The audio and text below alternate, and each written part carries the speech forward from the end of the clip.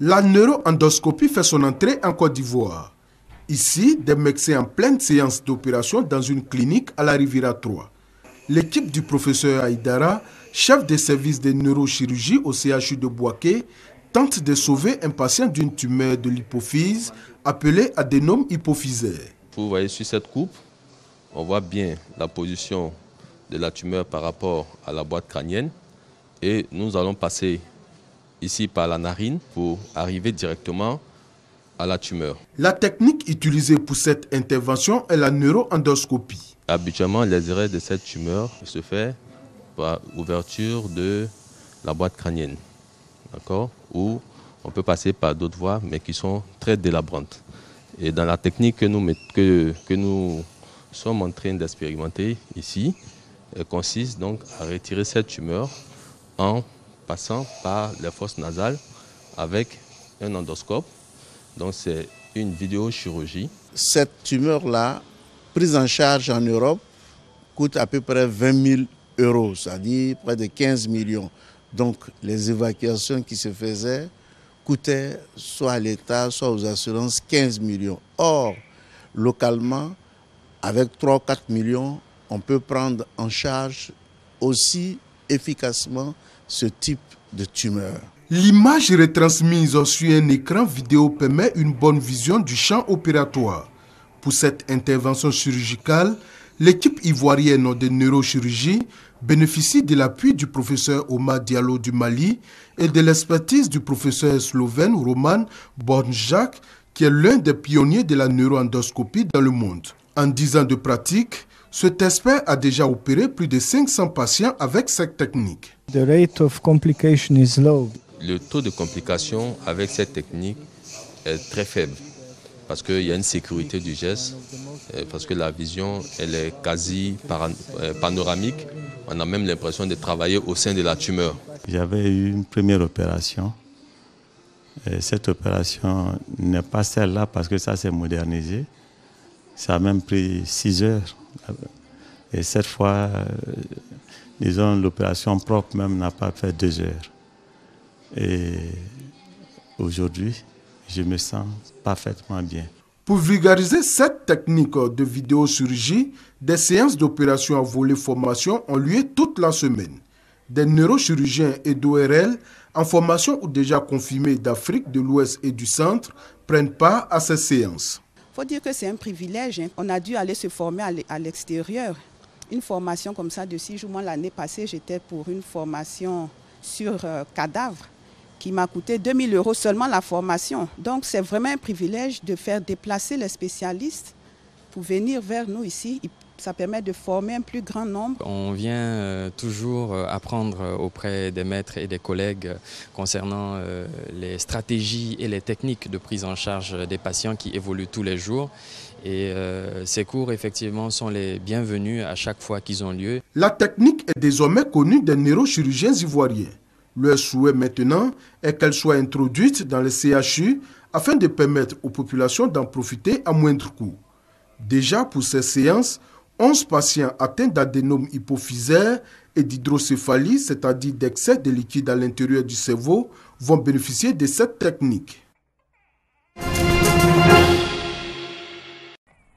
Des foyers de préparation d'Atiké à tout point du village. Nous sommes à Ngata-Dolikro, département de Tibissou. Ces femmes ont fait de la préparation d'Atiké leur activité principale. Elles travaillent en association selon le principe de l'entraide. Ce que je suis en train d'éplucher, un tas à 500. Quand j'envoie, je les appelle aussi, je les paye 500. La personne qui peut faire pour 2000 fait, la personne qui peut faire pour 4000 fait. Maintenant, le lendemain, si au moins 5 personnes sont parties déterrer, c'est la même chose, on cède. Interviennent aussi dans la production de l'Atiké des hommes. Leur tâche, moudre le manioc ou presser la pâte pour en retirer l'amidon.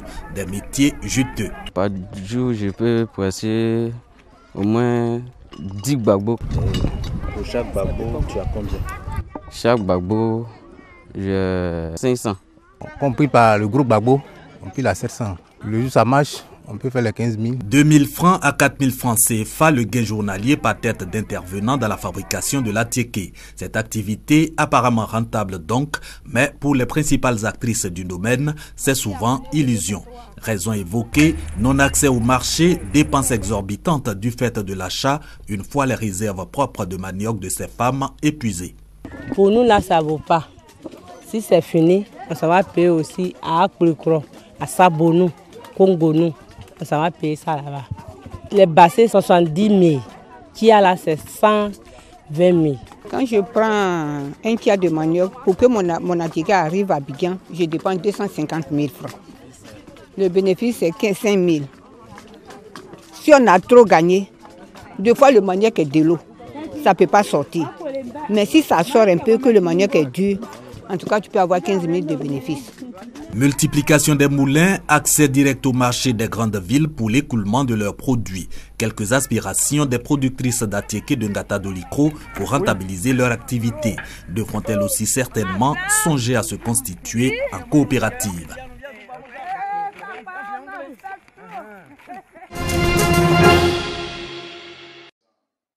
« 574 comités villageois issus des 23 sous-préfectures des départements du Béré, Ourodougou et du Haut-Sassandra sont désormais installés. Des comités villageois qui ont pour mission de sensibiliser les producteurs sur les dispositions commerciales en vigueur au titre de la campagne 2016 de la noix de cajou. Cette réforme du Conseil du coton et de l'anacarde vise à produire de l'anacarde de qualité et en quantité. La délégation régionale de Séguéla a donné aux membres de ces comités les rudiments nécessaires pour la vente groupée. Quand on a sillonné les différents départements, on s'est rendu compte que non seulement les producteurs adhèrent à cette initiative venant de la direction générale, nous comptons sur la disponibilité de l'organisation pour que cette phase pilote qui est conduite sur 3 régions administratives puisse faire tâche d'huile. Cette organisation mise en place par le Conseil du coton et de l'anacarde est saluée par les producteurs. Pour eux, la vente groupée viendra résoudre la question des acheteurs véreux. À partir d'aujourd'hui, notre produit sera regroupé et vendu. On ne veut plus les pisteurs qui n'ont pas de papier. Je demande à tous les paysans, pour les producteurs qui ne font pas le groupement, de faire le groupement. Les ventes en détail, ça ne nous rapporte rien. Plus de 1700 responsables de ces comités villageois sont chargés de sensibiliser les producteurs au respect des bonnes pratiques agricoles pour une meilleure production. Au titre de la campagne 2014-2015, la zone du Ourodougou a produit plus de 76 000 tonnes de noix de cajou.